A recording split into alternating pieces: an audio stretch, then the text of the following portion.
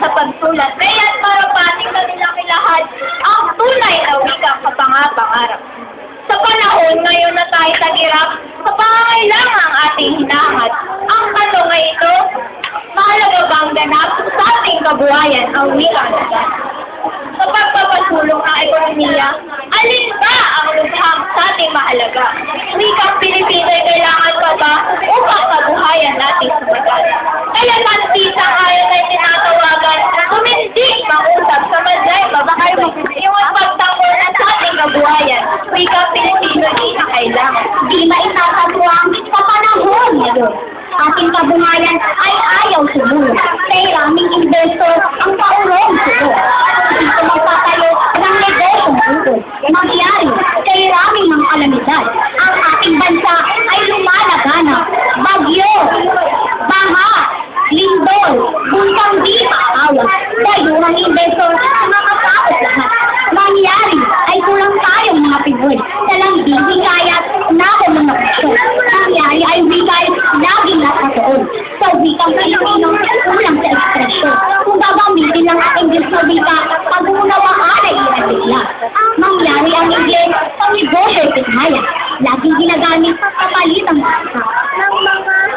Ako'y mga panig ng wikang Pilipino. Ang wikang kailangan sa ating negosyo. Dahil sa pagpasok ng English na tayo, hapon na tinsik ay nangaling ito. Samantalang kung wikang pamatsa ang gamit, ang sigaw ng puso ay mailalapit. Nagiging madapat sa pagsasatisik at ang kabuhayan ay ilalabit. Katulad na lamang ng mga investor na ibig magpasok ang negosyong mundo.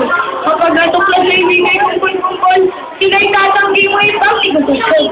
Kaya Pilipino, sa ating kabuhayan ay napakahalagang gamit kaligtasan. Kung wala ang wikang paglalaanan, kabuhayan natin walang kapalaran.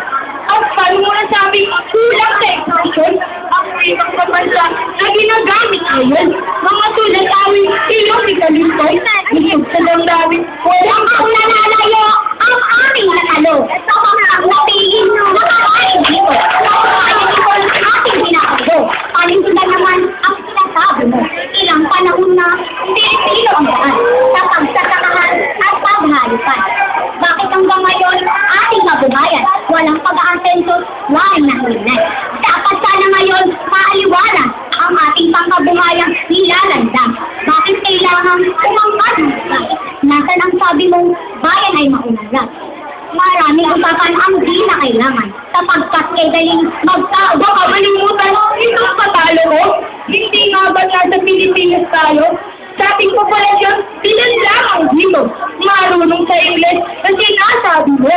Ilang negosyante dito sa ating bayan ay lumaking dupat, di nakapag-aral. At sa wikang Ingles, mga kungturingan, ngunit sumagana ang negosyong taglay. Kaya sa popular, ito ang ating bayan, lalo sa larangan ng pagkabuhayan. Wikang Pilipino ay iba silang tunay.